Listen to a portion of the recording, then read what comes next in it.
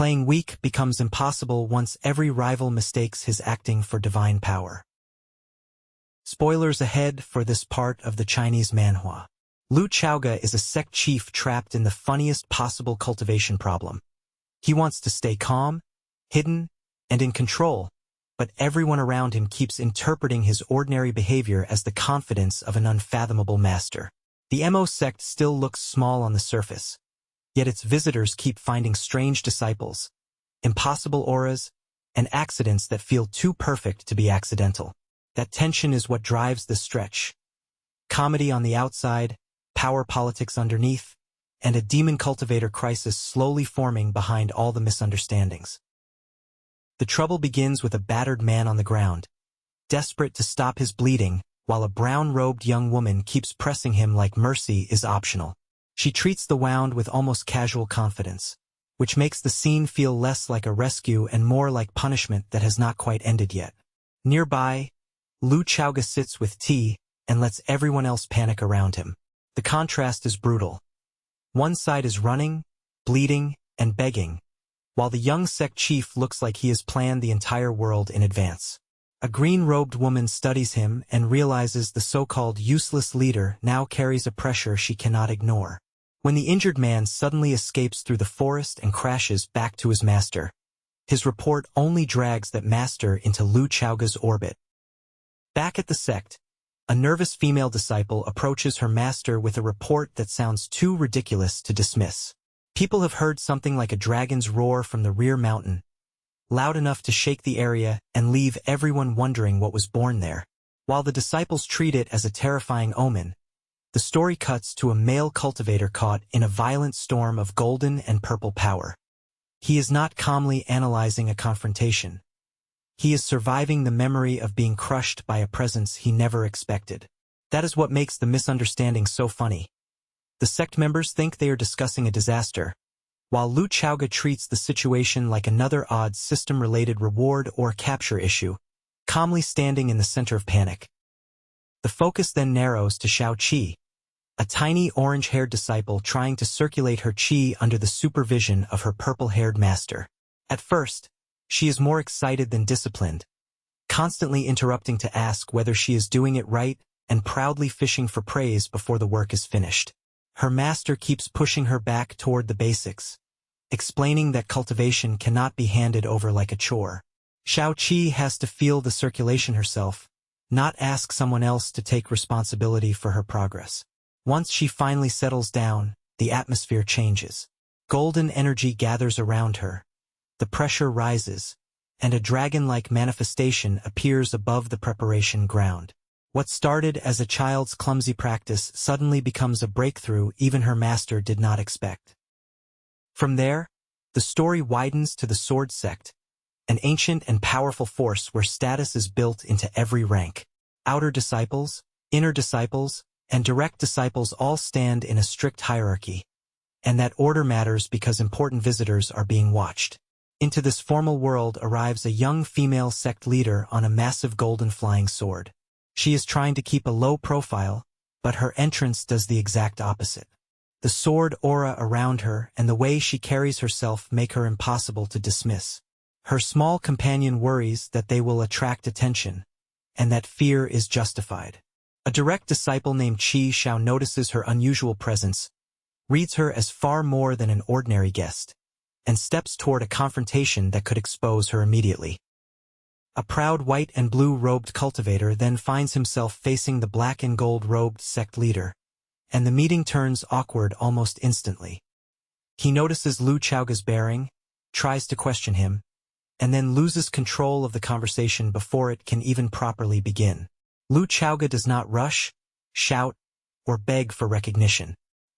He simply moves through the moment with enough calm that the young cultivator feels ignored, and that wounds his pride more than an open insult would. The visitor introduces his status and tries to make the hierarchy matter, but Lu Chaoge remains unimpressed. When glowing rank markers and heavenly layer pressure enter the exchange, the posturing turns into a test. The young cultivator climbs, but Lu Chaoge's answer feels stronger, quieter, and far more dangerous. The aftermath shifts into a strange mix of suspicion and comedy. A purple-haired young woman calls out in a courtyard as flying treasures and robed cultivators move through the sky, giving the moment the feel of a grand sect procession.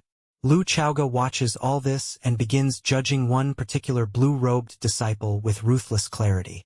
From the outside, that disciple may look fortunate, the kind of person who somehow survives crisis after crisis. But Lu Chaoga sees the flaw beneath that luck. Danger keeps turning into safety around him, yet that does not mean his own strength is reliable.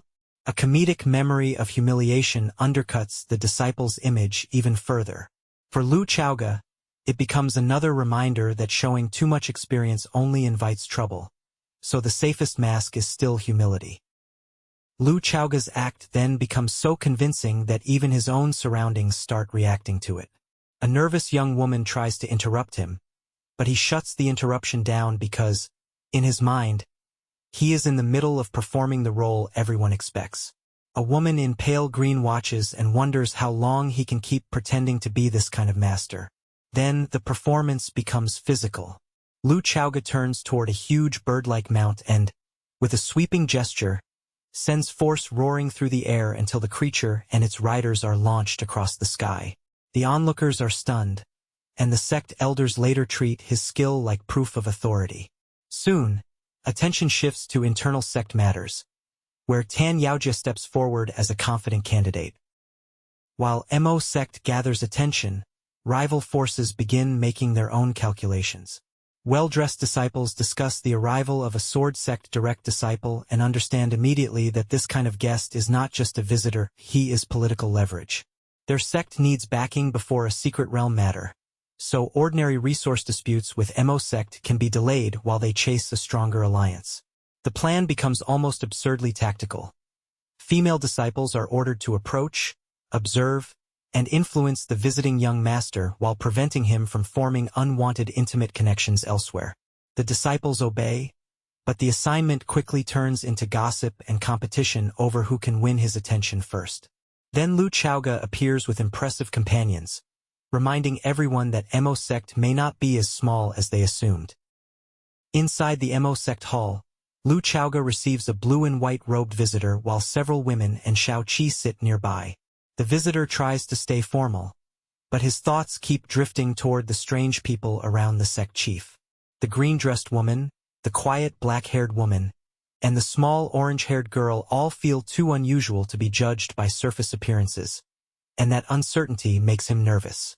He presents compensation meant for Mo sect, including valuable materials and spirit stones, but money is only the doorway into a deeper matter. Lu Chaoga asks about a mysterious cave connected to the sword sect, and the visitor describes an old sighting of a mysterious sword woman. When Lu Chaoga secretly uses a power tied to heaven, earth, water, and consciousness, the visitor realizes this meeting may be far beyond him. The danger finally takes shape through the explanation of demon cultivators. These are not simple monsters wandering through the wild. They are humans who chose demonic cultivation methods, twisting their own bodies and blood until they can command deviant beasts. Those beasts grow through killing, feeding, and consuming others, which makes them especially terrifying against ordinary disciples. In the hall, the blue-robed sword sect disciple Qin Xiao explains that their information points to a demon cultivator at blood rank with several deviant beasts following him. Lu Chaoga looks thoughtful, almost disappointed that the situation is more complicated than expected. But then a mission-like prompt appears around the demon cultivator's arrival. He accepts the request to investigate, unsettles Qin Xiao with his strange power, and warns that anyone looking for trouble should first ask the sword in his hand. What makes this stretch work is the gap between reality and reputation. Lu Chaoga is constantly trying to manage appearances, yet every attempt to stay low-key creates a bigger legend around him. The comedy comes from people overreading him, but the cultivation stakes are real. Xiao Qi's breakthrough proves the Mo sect has genuine potential. The sword sect's attention raises the political pressure, and the demon cultivator plot introduces a threat that cannot be solved by looking mysterious forever. By the end, Lu Chaoga's act has become a weapon, but it has also become a trap. The more everyone believes he is untouchable, the more dangerous the next test becomes. Subscribe for the next manhua recap, because the demon cultivator hunt is where Lu Chaoga's fake calm may finally meet a real monster.